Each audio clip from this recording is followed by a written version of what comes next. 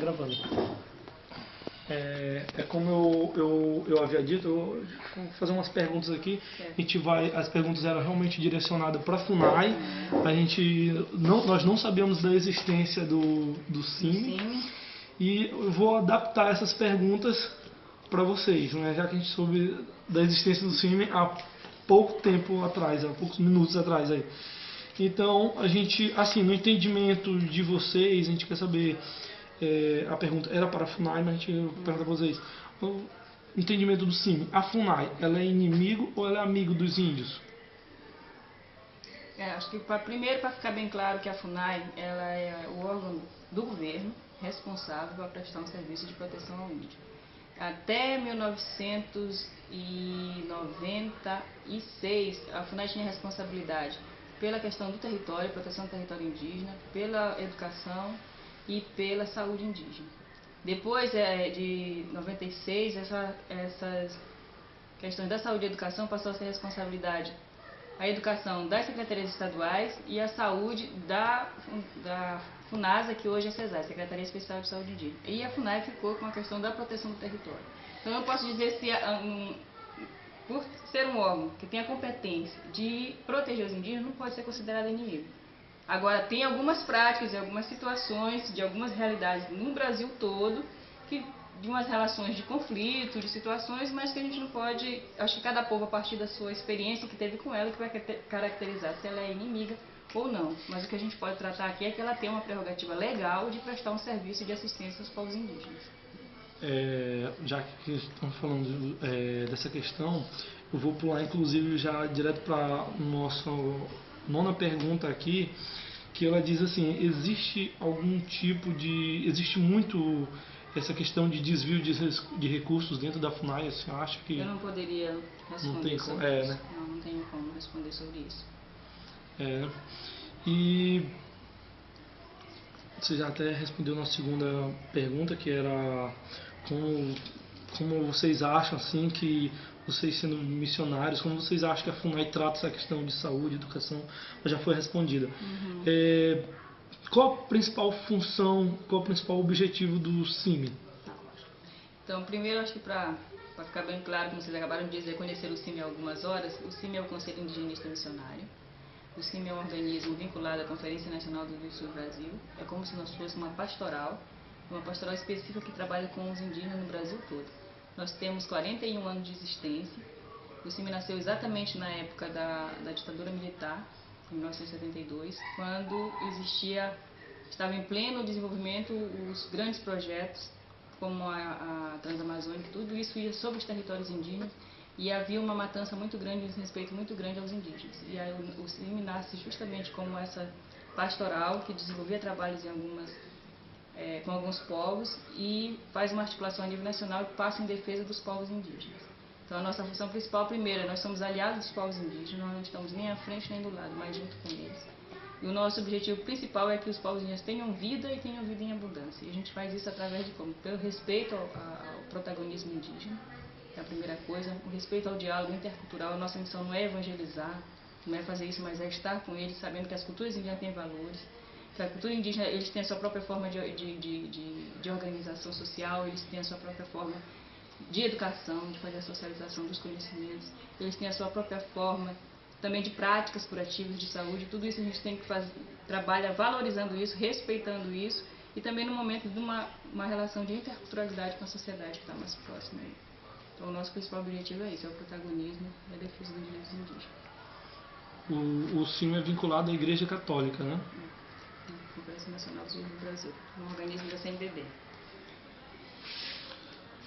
Aí nós trabalhamos, quais são a nossa área de atuação? Então a gente trabalha a questão de terra. Como que a gente trabalha isso? É acompanhando os processos de demarcação. Quem tem a obrigação de demarcar a terra indígena é a FUNAI. Até, se não mudar daqui até o final do ano, ainda é da FUNAI. É eles que têm a obrigação legal de fazer isso. Mas a gente trabalha como? Na formação dos povos indígenas, na compreensão disso, na denunciando as invasões dos territórios, que é muito forte, inclusive aqui no Maranhão. Todos os territórios indígenas são invadidos por madeireiros que vão destruindo o resto da mata que a gente ainda tem nas florestas. A gente trabalha com políticas públicas, que é da educação e saúde, que é tentando trabalhar a questão do específico e do diferenciado. Não porque os povos indígenas são melhores que os outros, mas é que eles têm um modo de organização, eles têm um jeito próprio de ser, por isso eles têm uma legislação toda que garante essa especificidade. E a maioria das vezes o Estado não está preparado ou não quer cumprir isso. Então nós estamos numa formação com os indígenas para que sejam eles protagonistas dessa luta e vá em busca de uma educação específica, que vá em busca de uma saúde específica. Na verdade, eu acho que já respondeu aí, que é uma outra pergunta, né, que a gente ia fazer. Como o CIMI trata essa questão do impasse entre o agronegócio e os indígenas? O agronegócio,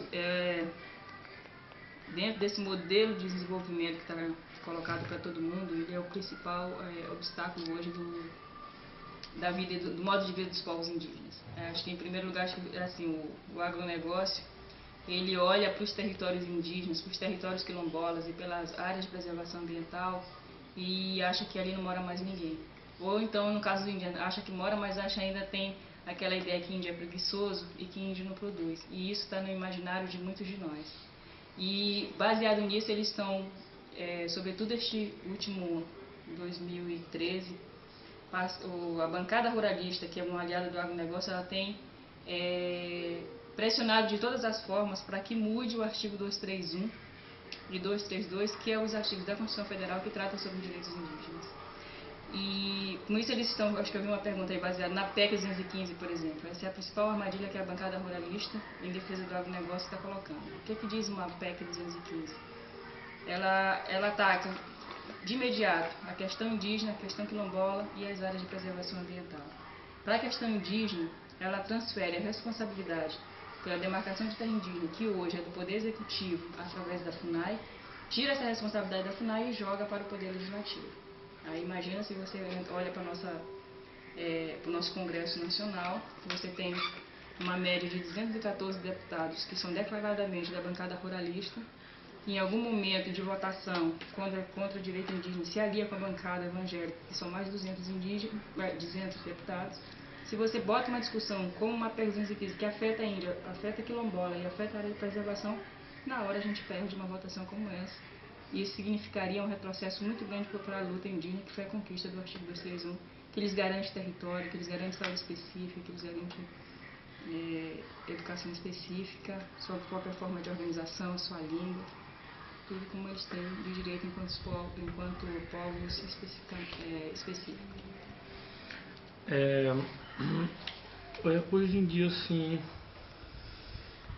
vocês, do ponto de vista do CIMI, vocês acham que existe algum tipo de abuso por parte da FUNAI com os índios, com a população indígena?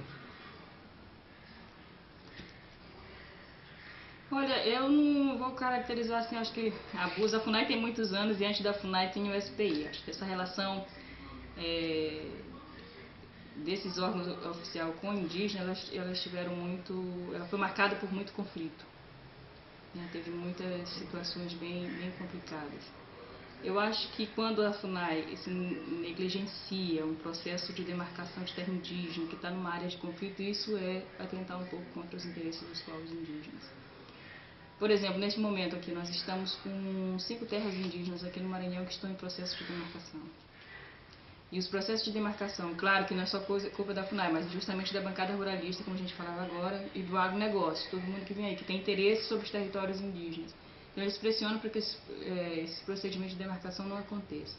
Então processos antes que duravam em média 5, 6, 7 anos, 10 anos, hoje duram 25, 30 anos para você resolver um problema de demarcação de terra indígena. E muito por quê? Porque é baseado por conta da pressão e até pela própria inoperância da FUNAI, que tem muito a ver também com a redução do recurso do orçamento da própria FUNAI. Exatamente fruto também da pressão da bancada ruralista e do agronegócio. Então há uma redução de recursos, consequentemente há uma redução também de pessoal e o trabalho acaba não sendo feito como deveria ser.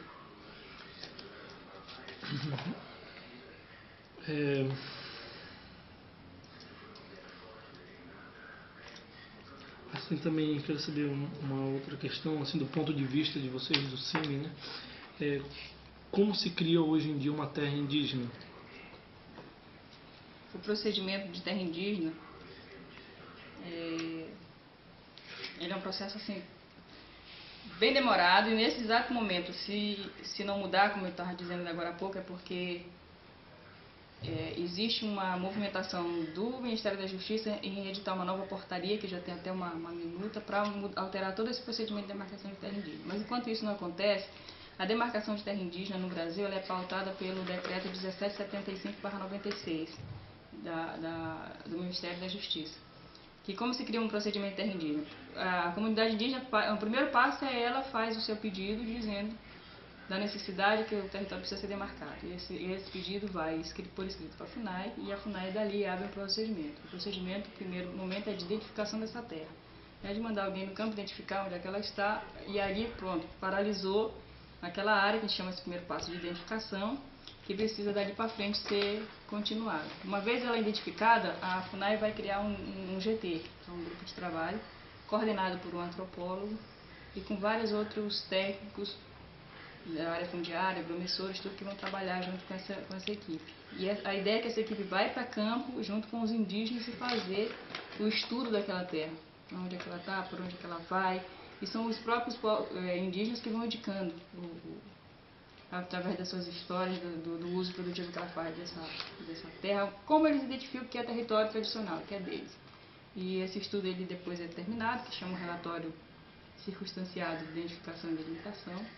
Esse estudo ele é depois entregue ao ministro da Justiça, que analisa aquela situação e dependendo da situação, se ele necessita de mais informação, ele manda buscar mais informação, se não, se está tudo correto, ele baixa uma portaria identificando aquela como terra indígena. E a partir dali abre o contraditório, que é de 90 dias, quem se sentir incomodado pelaquela área indígena tem o direito, tem 90 dias para reclamar se está sendo afetado ou não. Depois de 90 dias fecha o prazo, os procedimentos que vieram, a FUNAI se depara sobre eles de novo, respondendo cada um quem tem legitimidade, quem não tem.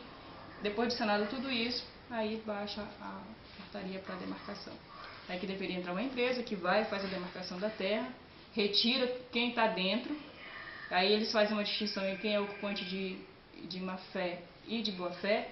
Os que são considerados de boa-fé, que entraram ali porque não sabiam que era terra indígena, que sei lá, por alguma situação, eles são beneficiados pela questão do lote de reforma agrária, eles são reassentados em uma outra área. Quem entrou sabendo que era terra indígena, mas que queria ganhar alguma coisa com isso, não tem direito a nada e é retirado da terra. Depois de feito tudo isso, ainda vem o processo de registro dessa terra e, por fim, o cartório para afirmar de vez ela é considerada terra indígena. Isso que eu dizer que antes era um processo menor, hoje dura 30 anos para você fazer um processo como esse, por conta da pressão que burocracia, né? Burocracia muito grande. E o que acontece? O 1775/96 já foi uma primeira tentativa do agronegócio de impedir o procedimento de demarcação. Então abriu o prazo de 90 dias para as pessoas contestarem que era uma demarcação de terra indígena. E essa portaria que está em minuta, que está em discussão agora pelo Ministério da Justiça, ela é pior ainda, porque ela agora atende toda essa demanda mesmo da bancada ruralista. Ela abre agora, participando do grupo de trabalho, ela abre além do ministro da Justiça, vai abrir espaço para o pessoal de Minas e Energia, abre espaço para a questão da agricultura, vai abrir espaço para todos os outros ministérios que tenham interesse, de alguma forma, pelas obras, por minério, por qualquer situação que venha nessa história do desenvolvimento do país, que acha que tem interesse numa terra indígena, vai atrapalhar esse desenvolvimento do país, eles tenham hoje uma vaga garantida para o procedimento de demarcação. E a minuta ela é extremamente nociva, porque ela vai atacando diretamente, desconstruindo o direito indígena. Que uma vez que você coloca todo esse povo que tem diferentes interesses para discutir uma demarcação de terra indígena, você nunca mais vai ter uma terra indígena demarcada. Porque, inclusive, na minuta diz assim, se nós estamos todos aqui reunidos, vocês são vamos fazer uma suposição, que você seja de Minas e Energia, que outro seja da agricultura e desenvolvimento social, não sei o que, está todo mundo lá. E se alguém se sentir incomodado porque essa terra indígena aqui está implicando, porque ali vai ter um projeto que dá para fazer uma hidrelétrica, que é para desenvolvimento daquela região, vamos falar aqui no Maranhão mesmo, terra indígena governador que está em processo de demarcação, e agora vão ser construir Serra Quebrada, que é uma hidrelétrica aqui no Tocantins. Então a pessoa ali não se sente, quando Minas e Energia se sente incomodado porque ali tem um projeto do governo, tem interesse, então a gente não concorda com aquela terra. E essa minuta que está em discussão, faz com que, se o grupo de trabalho se sentir discordar dessa demarcação, eles podem apresentar o seu parecer em separado. E aí o que acontece? Vai ter uma comissão, depois disso, especial, que vai analisar cada um desse parecer separado. Se você coloca isso de 30 anos, vai para 50 anos. Você não tem uma terra nenhuma, terra indígena nenhuma demarcada nesse país.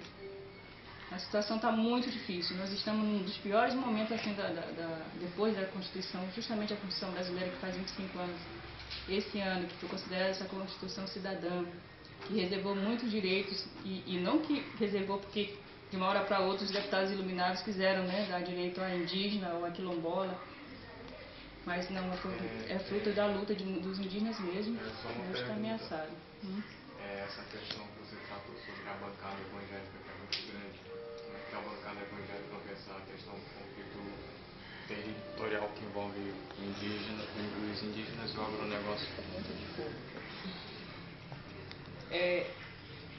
O que a gente tem acompanhado, a movimentação da bancada evangélica com a bancada ruralista, elas se juntam pelas questões dos seus interesses. Por exemplo, a bancada ruralista está defendendo alguns projetos, eu diria agora só um desses, para criminalizar os indígenas que praticam suicídio.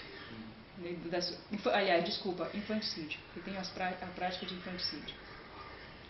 E eles estão com um projeto lá no Congresso para criminalizar os indígenas que cometerem esse tipo de ação, os não indígenas que estiverem lá e que não fizerem nada para impedir, e estão colocando isso como votação. Então, inclusive, tem um videozinho rolando na internet fazendo o maior auê sobre essa história, que é tudo, inclusive, uma invenção. Como é que é um vídeo que fala dessa história que os índios massacinam suas crianças quando nascem gêmeo, que chama Tem o nome desse vídeo? Eu acho que é Aconi. Se você digita no YouTube Aconi, tudo junto, Aconi? Isso, com K. Aconi. E tem até parecer do Ministério Público dizendo que esse aqui é falso, que o vídeo é falsificado. Então acontece assim, para ela aprovar, ou então quando ela também quer essa história do aborto, essa história toda essa discussão que está em moda, que está aí em voga agora, né? Da moralidade, vamos dizer isso. Quando ela precisa de apoio para a votação, o que acontece? Então ela se junta com a bancada evangélica, com a bancada ruralista, quando a bancada ruralista está votando algum projeto de interesse dela. Então eles se juntam, porque depois a bancada evangélica vai contar com o apoio da bancada ruralista. Então eles fazem esse serviço, eles se juntam quando é importante para cada um deles. De um modo geral, a bancada evangélica não pega essa questão dos conflitos de território indígena, não entra muito nisso daí não. E curiosamente, nós estamos com as aldeias indígenas, eu posso falar do Maranhão que eu estou aqui, quase todos os povos estão com a presença de igrejas evangélicas. E as igrejas evangélicas hoje, elas estão fazendo para as culturas indígenas o papel que a Igreja Católica já fez anteriormente, que é de negar a cultura, de negar a pintura, de negar os cantos, de negar todo o ritual que os indígenas ainda têm. Isso é uma coisa que está acontecendo fortemente aqui. E curiosamente também, a saúde indígena hoje, ela é prestada aos índios por uma associação que é evangélica. A Associação Kaiowá, ela está comandando hoje dos 34 distritos, eu acho que pelo menos uns 15 está na mão da Missão Kaiowá. E é um processo que a gente está, inclusive, estranhando que a maioria dos técnicos de enfermagem que estão sendo contratados para as aldeias indígenas para trabalhar com os índios são evangélicos. E alguns deles, em algum momento, se envolvem ou não com isso para querer evangelizar os indígenas. Mas pode dizer assim, tem um movimento, né? Tem um movimento que está colocado aí que, pelo menos você observar como é que isso está se direcionando e como é que isso vai impactar diretamente na vida do povo indígena. Se ele é articulado, se ele é pensado, não estou dizendo isso. Estou constatando uma realidade que estão nas aldeias, que andam com os povos que a gente está observando. E se a gente vai jogar isso para uma questão da saúde indígena, que a saúde indígena é federal, tem uma secretaria especial que cuida disso. E se você contar que a saúde indígena está na mão de 3 ONGs, que uma é a Missão Kaiowá, que vem lá do Mato Grosso do Sul, A outra é a Escola Paulista de Medicina e o outro é o Instituto Materno Infantil de Pernambuco. Curiosamente, depois que essas 3 organizações assumiram a saúde indígena, que está com 2 anos, elas movimentaram mais de R$1 bilhão em 2 anos.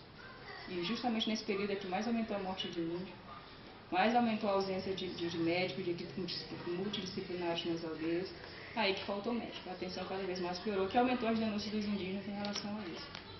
Então é toda uma movimentação que tem, que no fundo, gente, para a questão indígena continua a máxima de integração dos índios à sociedade nacional.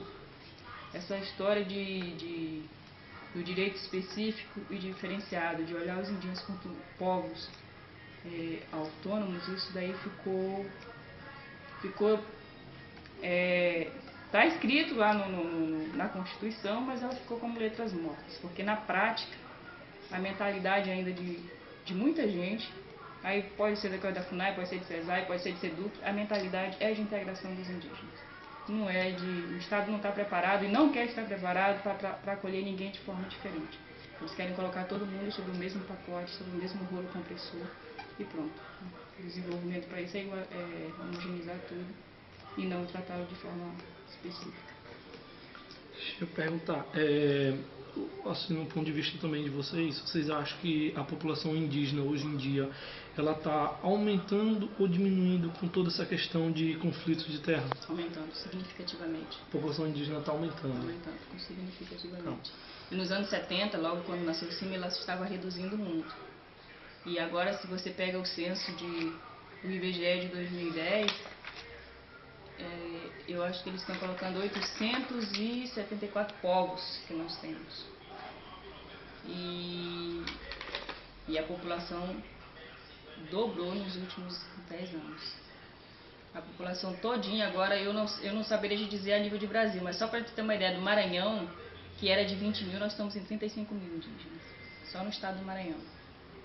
Que você tinha antes considerado 5 povos, hoje você tem 9 povos indígenas no Maranhão. Se você olha para o Nordeste, para os outros estados do Nordeste, que Pernambuco, por exemplo, Ceará, que não tinha índio, não que eles não tivessem, mas porque pelo processo de colonização foram dizimados, foram obrigados a deixar sua cultura, deixar sua língua, e eles depois com a Constituição de 88, que garantiu esse direito de se reorganizar, eles reassumiram a identidade étnica, se reorganizaram, reelaboraram todo um significado de vida cultural, isso aumentou significativamente. E isso é um dado interessante para a gente ver que os povos indígenas não são povos do passado, eles são povos aqui, do passado, mas são do presente e são do futuro também. E cabe a gente perceber que eles estão aqui, que nós Estado do Maranhão, hoje nós temos 9 povos indígenas, nós temos uma população de mais de 25 mil pessoas, e a maioria dos maranhenses não sabe disso. Só fazendo uma ligação com o que ele acabou de falar, eu queria saber como é que você vê essa questão indígena, qual a sua visão, se é pessimista ou se é otimista, porque a gente sabe que o sistema está montado para beneficiar a ideologia dominante, no caso, o sistema capitalista. Quem não se integra à lógica capitalista de exploração territorial para visar o lucro do agronegócio é praticamente descartado. No caso, como é que você vê? Porque percebe-se que há um choque muito grande de interesses. Os índios reivindicando terras e o capitalismo querendo essas terras para gerar lucro a qualquer preço. Aí eu queria ver como é que você enxerga essa questão, com otimismo ou pessimismo, porque assim como várias culturas do passado, como os incas, os maias e os astecas, eles foram dizimados. E eu acho que ainda é muito prematuro da minha parte, eu peço até desculpa se eu estou sendo ignorante nesse aspecto, mas eu vejo essa questão indígena bem parecida com esses povos, que pelo fato deles não se unirem a uma lógica dominante, acabaram sendo deixados para trás. Eu queria saber qual a sua visão sobre isso. Se você pergunta para mim a minha visão pessoal, a minha visão enquanto entidade, enquanto CIMI, eu tenho eu posso responder isso de duas percepções. Uma, dizer, da parte eu, Rosimeire, e enquanto instituição, sim, eu olho para os indígenas de uma forma muito positiva, porque um grupo que já tinha sido considerado extinto, que tinha todo o seu direito negado, consegue se reagrupar novamente, se reorganizar e se colocar de novo no cenário nacional, isso daí ninguém vai tirar. Se você pega da Constituição de 88 para cá, nossa, aumentou consideravelmente o número de povos indígenas e também o número da população indígena. Cresceu significativamente. Era de 700 e pouco, foi para 800 e pouco, em relação à questão dos povos indígenas. Então, esse daí já é um dado positivo. Os povos indígenas brigaram mais por território, conseguiram mais território. É verdade, tem uma grande maioria nós ainda temos praticamente uns 382 territórios que não tem identificação nenhuma, não tem situação nenhuma em resolver. Mas é o povo que não está dormindo, que não está calado, que está brigando por isso, está protestando muito. Esse ano, aliás, se vocês chegaram a ver, a primeira mobilização grande de rua foram os indígenas que ocuparam o Congresso Nacional, o plenário lá, reivindicando essa questão dos territórios e respeito ao seu direito. Agora, para o lado do sistema, a gente vê de forma negativa, de fato, porque a ideia é a integração, que eu acabava de dizer agora há pouco. Para eles, para os ruralistas, para o agronegócio, território ficar na mão de indígena é inconcebível. Porque eles dizem, a gente é preguiçoso, a gente não trabalha, a gente não produz, não tem desenvolvimento. Então, por que tem um território como esse? Então, eles estão colocados assim, ó, na lei ou na marra, nós vamos tirar esse território da mão dos indígenas. De um jeito ou de outro, nós vamos pegar esse território. Então, antes eles faziam isso como? E em alguns casos no Brasil ainda tem como? Matando mesmo, pistolagem braba. Indo para cima mesmo, matando os indígenas. Mas agora eles têm um meio mais refinado. Qual é esse meio mais refinado? A invasão de madeireiro não é uma coisa à toa e não é de graça. É uma coisa, é pensado. É uma estrutura muito bem pensada e montada para os territórios. Porque primeiro vem a madeira, você retira todo, depois está degradado e você entra com os outros projetos. A soja pode ser depois, o eucalipto pode ser depois, a cana-de-açúcar já é uma experiência. É isso. E aí, isso antes era um confronto direto com os índios, os indígenas eram muito assassinados. Agora não, o sistema se refinou. Agora o sistema tenta conquistar os índios ideologicamente. E aí entra como? Através do dinheiro, através dos projetos. Propositadamente, o Estado se retira de suas obrigações, que é de atender a questão da proteção territorial, que está a cargo da FUNAI, que é de prestar uma educação específica, que está a cargo da Secretaria de Educação, que é uma saúde de qualidade, que está a cargo da CESAI, mas propositadamente esse Estado se retira ou essas políticas elas chegam de formas muito precárias. Por quê? Porque ali fica mais fácil depois de uma lei se aproximar de algum que está acontecendo agora, uma Suzano que está implantada aí no sul do Maranhão, chegar oferecendo seus projetos, cooptar de liderança, levar, e está levando dessa forma.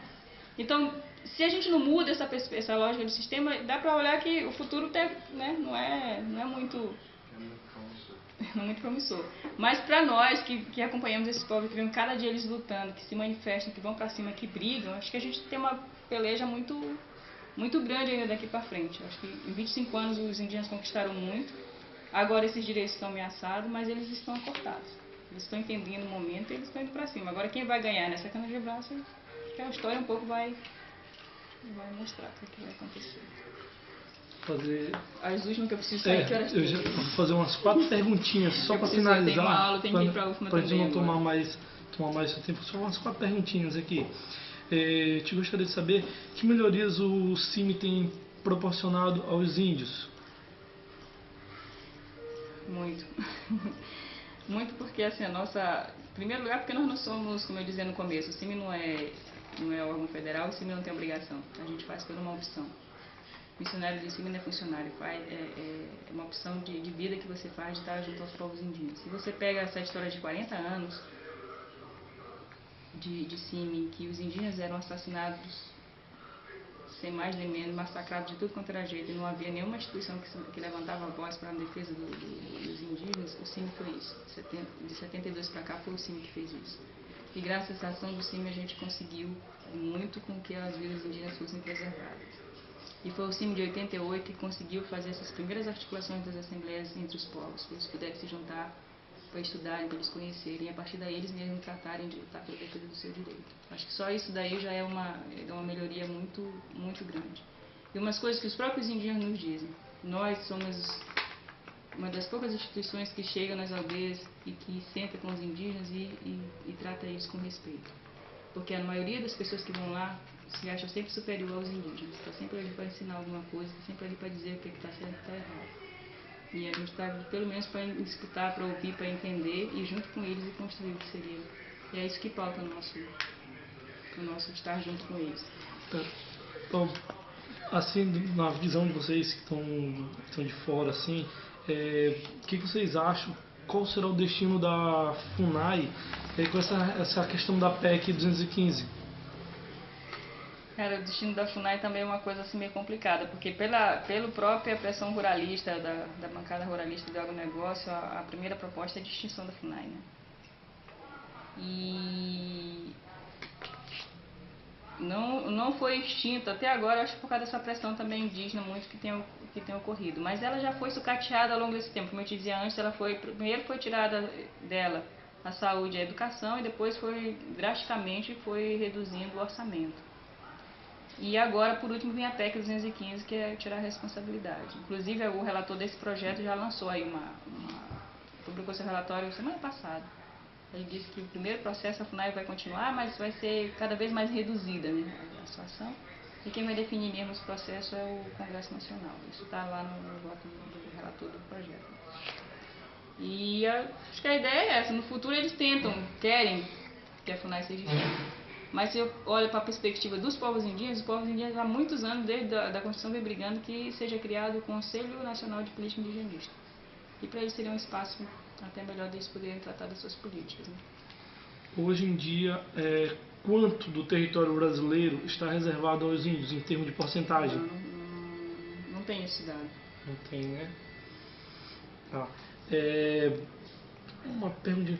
Do ponto de vista de vocês, assim, um índio que ele dirige carro, assiste televisão, ele deixa de ser índio? Claro que não. Não, isso não. O que diz que você é índio ou não, e até a gente pode colocar para nós, o que diz que você é não é o que você tem. Não é o que você tem que diz que você é. Pelo menos eu acredito nisso, mas como você se coloca mesmo diante da realidade. O ser indígena não é uma questão de cor de pele, não é uma questão de dirigir, de falar português, de vestir roupa. Não, é muito maior do que isso. Eu me identifico e eu sou identificada por um grupo. Não é você lá de fora que vai me dizer se eu sou ou se eu não sou, mas sou eu e é o grupo que eu pertenço que diz se eu sou ou não. E não é pelo que eu tenho, se é porque eu agora tenho um carro, tenho isso que vai me dizer. Não. Mas passa por um outro viés. A questão da identidade é outra história. Não é relacionada aos bens materiais. O CIM é uma instituição filantrópica, né? É uma entidade ligada à Igreja Católica, não está na filantropia. Mas é por aí. As pessoas que representam aqui são índios? Não. São população indígena, não tem ninguém que seja... O CIM é indigenista, são de missionários que trabalham com os povos indígenas. Não tem indígena de fato diretamente ligado ao CIM. Não tem indígena não, né? Agora os índios têm a sua própria organização. A nível de Brasil nós temos a APIB, que é a Associação dos Povos Indígenas do Brasil, que congrega todas as outras organizações dos estados. Aí nós temos a COIAB, que é a Coordenação das Organizações Indígenas da Amazônia Brasileira, que fica toda essa região da Amazônia Brasileira. Nós temos a APOAIME, que é do Nordeste, Espírito Santo e Minas Gerais. Nós temos a ARPINSUL, que é dos povos do Sul, ARPINPAN do Pantanal. Tem muitas organizações indígenas que é formada pelos próprios indígenas. Né? E todos eles têm seu espaço de discussão e de movimentação, que eles são articulados na APIB. E o Maranhão tem a sua própria organização, que é chamada COAPIMA, que é a Coordenação das Organizações e Articulação dos Povos Indígenas do Maranhão. Para finalizar, o CIM, ele está hoje localizado apenas no Maranhão, está no Brasil todinho? O Brasil é o CIM é uma entidade nacional. Nós estamos em 11 estados brasileiros e um secretariado em Brasília. Nós somos aqui o Regional Maranhão. Trabalhamos só com os índios do Maranhão. Ok. Gostaria de agradecer em nome da turma de Ciências Sociais, da UEMA, né? A senhora, seu nome? Rosimeire. Dona Rosimeire, a sua função dentro do CIM. Eu sou missionária e faço parte da coordenação regional. Certo, gostaria de agradecer muitíssimo, obrigado, viu? Vocês vão depois transcrever esse negócio aí, é? Exatamente. Para passar, porque eu deixo aí com Pode vocês esse nosso finalizar. jornal Fechou. que eu passei aí para vocês.